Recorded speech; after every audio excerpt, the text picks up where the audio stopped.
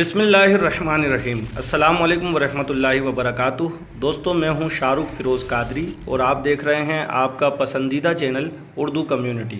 دوستوں، آج کے اس ویڈیو میں ہم آپ کو ترکوں کا حسب نسب اور ان کا اصلی وطن بتائیں گے۔ ماوراء النہر کا علاقہ، جسے آج ہم ترکستان کا نام دیتے ہیں، جو مشرق میں منگولیا اور شمالی چین کی پہاڑیوں سے، مغرب میں بحر خزر، بحر قزوین اور شمال میں سیبریا کے میدانی علاقوں سے جنوب میں بر صغیر اور فارس تک پھیلا ہوا ہے۔ اس علاقے میں ترکوں کے بڑے بڑے قبائل رہائش پذیر تھے اور ترک یا اتراک کے نام سے پہچانے جاتے تھے۔ 6 صدی عیسوی کے نسب ثانی میں ان قبیلوں نے اپنے وطن اصلی کو خیر باد کہہ کر گروہ در گروہ ایشیائے کوچک کی راہ لی۔ مورخین ان کی اس نقل مکانی کی کئی توجیحات کرتے ہیں۔ بعض کا خیال ہے کہ اس کی وجہ اقتصادی بدحالی تھی۔ شدید قحط اور بڑھتی ہوئی آبادی نے انہیں ترک وطن پر مجبور کیا اور وہ ایسے علاقوں میں آ کر بسے جہاں وسیع چراگاہیں اور خوشحال زندگی کے اسباب وافر مقدار میں موجود تھے۔ بعض تاریخ نگاروں کا یہ نقطہ نظر ہے کہ اس نقل مکانی کے پیچھے سیاسی عوامل کار فرما تھے۔ ترکوں کو بعض ایسے طاقتور قبائل کی دشمنی کا سامنا کرنا پڑا جن کی طاقت اور تعداد ان سے کہیں زیادہ تھی، جیسے منگولیا۔ اس دشمنی سے بچنے کے لیے انہوں نے ترکستان کو چھوڑ کر ایک ایسے علاقے کی راہ لی جہاں وہ امن و آشتی کے ساتھ زندگی بسر کر سکتے تھے۔ لہٰذا منگولوں کی دشمنی سے بچنے کے لیے ان قبیلوں نے مغرب کی راہ لی اور دریائے جیجوں کے قریبی علاقوں میں بس گئے، جہاں سے بعد میں وقتاً فوقتاً تبرستان اور جرجان آئے اور یہاں بود و باش اختیار کی۔ اس طرح ترک ان اسلامی علاقوں کے قریب ہو گئے جن کو مسلمانوں نے 21 ہجری اور 641 عیسوی میں معرکہ نہاوند اور فارس میں دولت ساسانیہ کے سقوط کے بعد حاصل کیا تھا۔ 22 ہجری بمطابق 652 عیسوی کو اسلامی فوجوں نے باب کے علاقوں کی طرف پیش قدمی کی تاکہ ان علاقوں کو فتح کریں۔ یہ وہ علاقے تھے جن میں ترک سکونت پذیر تھے۔ اسلامی سپہ کے سپہ سالار عبد الرحمن بن ربیعہ رضی اللہ عنہ نے ترکوں کے سردار شہر براز سے ملاقات کی۔ شہر براز نے عبد الرحمن رضی اللہ عنہ سے صلح کی درخواست کی اور اس بات کا اظہار کیا کہ وہ ارمن پر حملہ کرنے کے لیے اسلامی لشکر میں شریک ہونے کے لیے تیار ہے۔ عبد الرحمن نے انہیں اپنے قائد سراقہ بن عمرو رضی اللہ عنہ کے پاس بھیج دیا۔ شہر براز نے سراقہ سے ملاقات کی اور ان سے اپنی خدمات پیش کرنے کے سلسلے میں بات کی۔ سراقہ نے ان کی پیشکش کو قبول کر لیا اور اس بارے میں ایک عریضہ حضرت عمر بن الخطاب رضی اللہ عنہ کے نام تحریر کیا اور انہیں اس بارے کی اطلاع دی۔ حضرت عمر فاروق رضی اللہ عنہ نے بھی سراقہ کی رائے سے اتفاق کیا اور اس کے بعد مسلمانوں اور ترکوں میں باقاعدہ معاہدہ طے پا گیا۔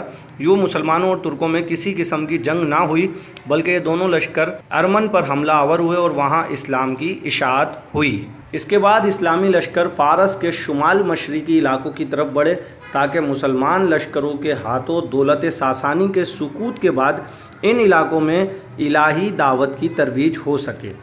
یہ وہ علاقے تھے جو شمال کی طرف اسلامی سپاہ کے راستے میں سب سے بڑی رکاوٹ تھے۔ جب صلح کے معاہدے کی بدولت یہ مشکلات ختم ہو گئیں تو ان علاقوں اور ملکوں تک پہنچنے کی راہ ہموار ہو گئی اور ترکوں اور مسلمانوں کے درمیان ربط و ضبط پیدا ہو گیا۔ ترک اسلامی تعلیمات سے بہت متاثر ہوئے اور اسلام قبول کر کے اسلام کی اشاعت اور غلبہ دین کے لیے مجاہدین کی صفوں میں شامل ہو گئے۔ خلیفہ راشد حضرت عثمان غنی رضی اللہ عنہ کے عہد خلافت میں تبرستان کا پورا علاقہ فتح ہوا۔ 31 ہجری کو اسلامی لشکر دریائے جیجوں سے پار اترا اور ماوراء النہر کے علاقے میں پڑاؤ کیا۔ اس علاقے کے ترک جوک در جوک اسلام میں داخل ہوئے اور اسلام کا دفاع کرنے اور خدائی پیغام کو پوری دنیا میں پھیلانے کے لیے جہادی سرگرمیوں میں شریک ہو گئے۔ اس کے بعد بھی اسلامی لشکر کی پیش قدمی جاری رہی۔ حضرت امیر معاویہ رضی اللہ عنہ کے دور میں بخارا فتح ہوا۔ کامیابی و کامرانی کا یہ سلسلہ آگے بڑھا اور سمرقند بھی اسلامی قلمرو میں شامل ہوا، حتیٰ کہ اسلامی سلطنت کی سرحدیں وسیع سے وسیع تر ہوتی گئیں اور ایک وہ وقت بھی آیا کہ ماوراء النہر کے تمام علاقے اسلامی سلطنت کا حصہ بن گئے اور ان میں بسنے والے ترک قبائل نے خالص اسلامی تہذیب و تمدن کو اختیار کیا۔ عباسی خلفاء اور امراء کے درباروں میں ترکوں کا اثر و نفوذ بڑھنا شروع ہوا۔ ہر شعبے میں ترکوں کی ایک تعداد دیکھی جانے لگی۔